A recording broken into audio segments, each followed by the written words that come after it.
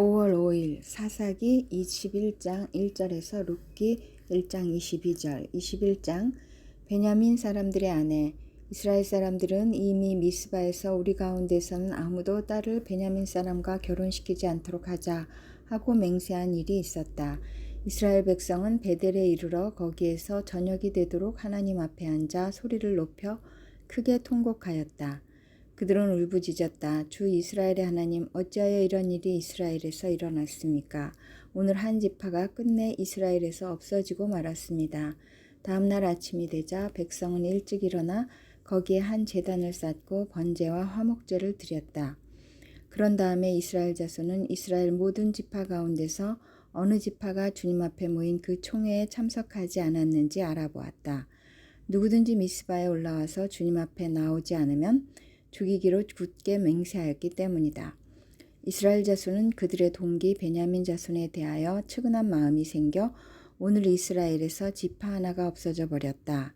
우리 스스로가 이미 우리 딸을 그들과는 결혼시키지 않기로 주님께 맹세하였으니 우리가 어떻게 해야 그 살아남은 사람들에게 아내를 구해줄 수 있겠는가 하고 걱정하였다. 그래서 그들은 이스라엘 지파 가운데 어느 지파가 미스바에 올라오지 않았는지 주님 앞에 나오지 않았는지를 알아보았다. 그러자 길르앗의 야베스에서는 한 사람도 진으로 오지도 않고 이 총회에도 참석하지 않은 사실이 드러났다. 그들이 백성을 일일이 살펴보니 정말 길르앗의 야베스 주민은 한 사람도 없었다. 그래서 회중은 가장 용감한 군인 12,000명을 그리로 보내면서 명령하였다. 너희는 가서 길르앗의 야베스 주민을 여자나 어린아이 할 것 없이 칼로 쳐서 죽여라. 너희가 할 일은 남자를 모두 죽이고 남자와 동침한 일이 있는 여자도 모조리 죽이는 것이다. 그들은 길르앗의 야베스 주민 가운데서 아직 남자와 한 번도 동침하지 않은 처녀 400명을 찾아내어 가나안 땅의 실로에 있는 진으로 데리고 왔다. 그리고 나서 온 회중은 림몬 바위에 숨어서 사는 베냐민 자손에게 사람을 보내어 그들과 화친을 선언한다는 말을 전하였다. 그때 베냐민 자손이 돌아오니 이스라엘 사람들은 길르앗의 야베스의 여자들 가운데서 살려둔 여자들을 그들과 결혼시켰다. 그러나 여자의 수가 모자랐다. 주님께서 이스라엘 지파들 가운데서 한 지파가 비어 틈이 생기게 하셨으므로 이스라엘 백성은 베냐민 지파가 딱하다는 생각이 들었다. 그때 회중의 장로들이 걱정하였다. 베냐민 지파 가운데서 여자들이 다 죽었으니 이제 우리가 어떻게 하여야 살아남은 남자들에게 아내를 짝지어 줄 수 있겠습니까? 그들이 또 말하였다. 베냐민 지파에서 살아남은 남자들에게도 유산이 있어야 이스라엘 가운데서 한 지파가 없어지지 않을 것입니다. 그러나 이미 이스라엘 자손이 자기 딸을 베냐민 사람과 결혼시키는 사람은 누구든지 저주를 받을 것이라고 맹세하였으니 우리는 아무도 우리의 딸들을 그들과 결혼시킬 수 없습니다. 그래서 그들은 한 묘안을 생각해냈다. 그렇다. 실로에서 해마다 열리는 주님의 축제가 곧 다가온다. 실로는 베델 북쪽, 르보나 남쪽, 베델에서 세겜으로 올라가는 큰 길 동쪽에 있다. 그리고 그들은 베냐민 자손에게 이렇게 지시하였다. 당신들은 가서 포도원에 숨어서 살피다가 실로의 처녀들이 춤을 추러 나오면 포도원에서 달려나와 그 실로의 처녀들 가운데서 하나씩 붙들어 아내를 삼아 베냐민 땅으로 돌아가시오. 그들의 아버지들이나 오라버니들이 우리에게 와서 시비를 걸면 우리가 그들에게 전쟁에서 여자를 잡아다가 아내로 삼듯 여자들을 빼앗아 온 것이 아니니 딸들을 그들의 아내로 삼도록 하여 주시오. 또 당신들이 딸들을 그들에게 준 것이 아니니 당신들의 맹세한 것을 스스로 깨뜨린 것도 아니오 하고 답변해 주겠소. 그래서 베냐민 자손은 그 지시대로 하였다. 그들은 춤추는 여자들 가운데서 자신들의 수요만큼 여자들을 붙들어 아내로 삼고 자기들이 유산으로 얻은 땅으로 돌아가서 성읍들을 재건하고 거기에서 살았다. 그때야 이스라엘 자손도 그곳을 떠나 각자 자기 지파와 자기 가족에게로 돌아갔다. 곧 각자가 그곳에서 떠나 자기가 유산으로 얻은 땅으로 돌아간 것이다. 그때에는 이스라엘의 왕이 없었으므로 사람들은 저마다 자기의 뜻에 맞는 대로 하였다. 룻기 1장 엘리멜렉과 그 가족의 모압 이주. 사사시대에 그 땅에 기근이 든 일이 있었다. 그때 유다 베들레헴 태생의 한 남자가 모압 지방으로 가서 임시로 살려고 아내와 두 아들을 데리고 길을 떠났다. 그 남자의 이름은 엘리멜렉이고 아내의 이름은 나오미이며 두 아들의 이름은 말론과 기륜이다. 그들은 유다 베들레헴 태생으로서 에브랏 가문 사람인데 모압 지방으로 건너가 거기에서 살았다. 그러다가 나오미의 남편 엘리멜렉이 죽고 나오미와 두 아들만 남았다. 두 아들은 다 모압 여자를 아내로 맞이하였는데 한 여자의 이름은 룻이고 또 한 여자의 이름은 오르바였다. 그들은 거기서 10년쯤 살았다. 그러다가 아들 말론과 기륜이 죽으니 나오미는 남편에 이어 두 아들마저 잃고 홀로 남았다. 룻이 베들레헴으로 오다. 모압 지방에서 사는 동안에 나오미는 주님께서 백성을 돌보셔서 고향에 풍년이 들게 하셨다는 말을 듣고 두 며느리와 함께 모압 지방을 떠날 채비를 차렸다. 나오미가 살던 곳을 떠날 때 두 며느리도 함께 떠났다. 그들은 유다 땅으로 돌아가려고 길을 나섰다. 길을 가다가 나오미가 두 며느리에게 말하였다. 너희는 제각기 친정으로 돌아가거라. 너희가 죽은 너희의 남편들과 나를 한결같이 사랑하여 주었으니 주님께서도 너희에게 그렇게 해 주시기를 빈다. 너희가 각각 새 남편을 만나 행복한 가정을 이루도록 주님께서 돌보아 주시기를 바란다. 나오미가 작별하려고 그들에게 입을 맞추니 며느리들이 큰 소리로 울면서 말하였다. 아닙니다. 우리도 어머님과 함께 어머니의 결애에게로 돌아가겠습니다. 그러나 나오미는 말렸다. 돌아가다오 내 딸들아. 어찌하여 나와 함께 가려고 하느냐. 아직 내 뱃속에 아들들이 들어있어서 그것들이 너희 남편이라도 될 수 있다는 말이냐. 돌아가다오 내 딸들아. 제발 돌아가거라. 재혼을 하기에는 내가 너무 늙었다. 설령 나에게 어떤 희망이 있다거나 오늘 밤 내가 남편을 맞아들여 아들들을 낳게 된다거나 하더라도 너희가 그것들이 클 때까지 기다릴 셈이냐? 그때까지 재혼도 하지 않고 홀로들 지내겠다는 말이냐? 아서라 내 딸들아 너희들 처지를 생각하니 내 마음이 너무나 괴롭구나. 주님께서 손으로 나를 치신 것이 분명하다. 그들은 다시 한번 큰 소리로 울었다. 마침내 오르바는 시어머니에게 입맞추면서 작별 인사를 드리고 떠났다. 그러나 룻은 오히려 시어머니 곁에 더 달라붙었다. 그러자 나오미가 다시 타일렀다. 보아라 내 동서는 너의 결애와 신에게로 돌아갔다. 너도 내 동서의 뒤를 따라 돌아가거라. 그러자 룻이 대답하였다. 나더러 어머님 곁을 떠나라거나 어머님을 뒤따르지 말고 돌아가라고는 강요하지 마십시오. 어머님이 가시는 곳에 나도 가고 어머님이 머무르시는 곳에 나도 머무르겠습니다. 어머님의 결애가 내 결애이고 어머님의 하나님이 내 하나님입니다. 어머님이 숨을 거두시는 곳에서 나도 죽고 그곳에 나도 묻히겠습니다. 죽음이 어머님과 나를 떼어놓기 전에 내가 어머님을 떠난다면 주님께서 나에게 벌을 내리시고 또 더 내리신다 하여도 달게 받겠습니다.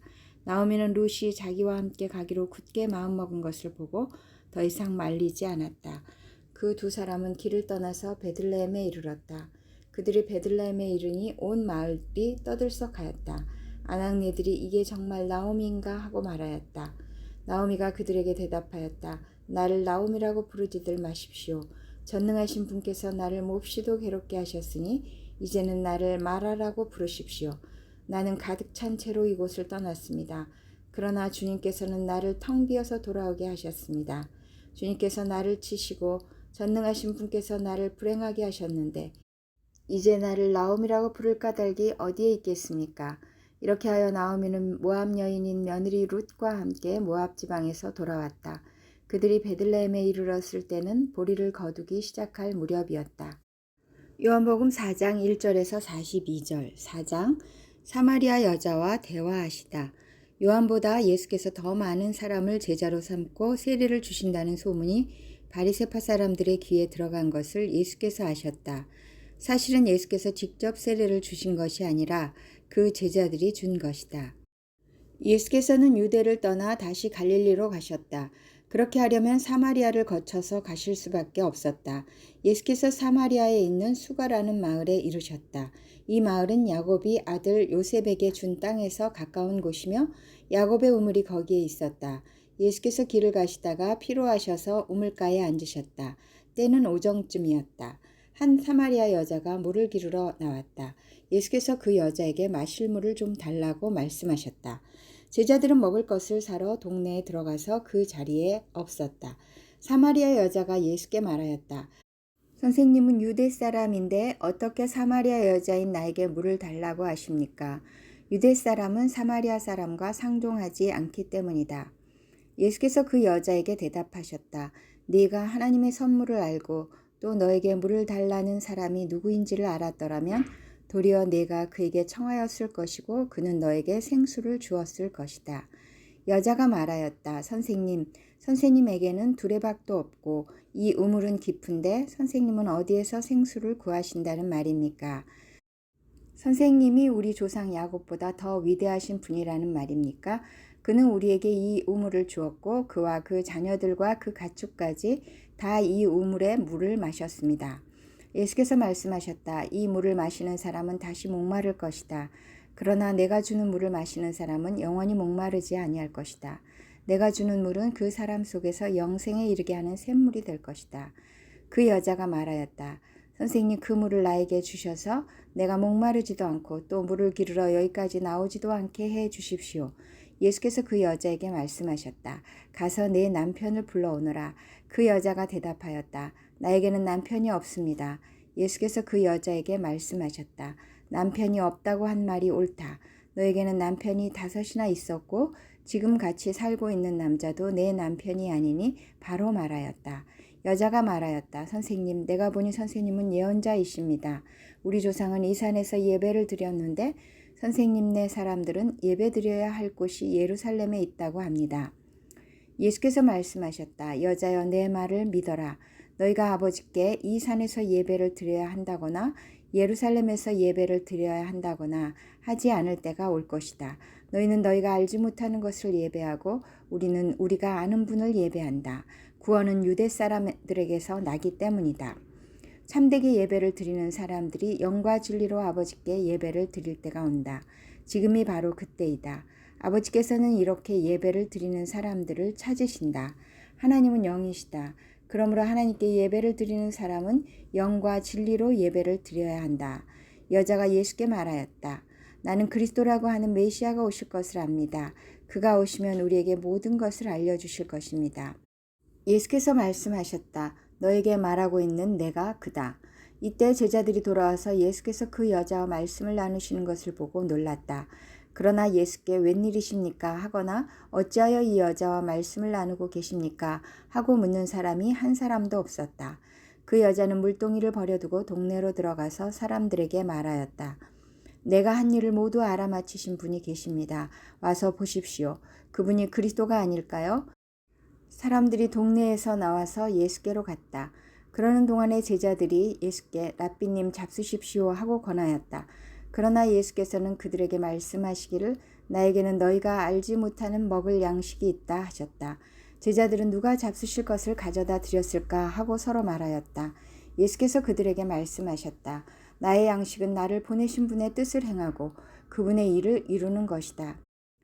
너희는 넉 달이 지나야 추수 때가 된다고 하지 않느냐.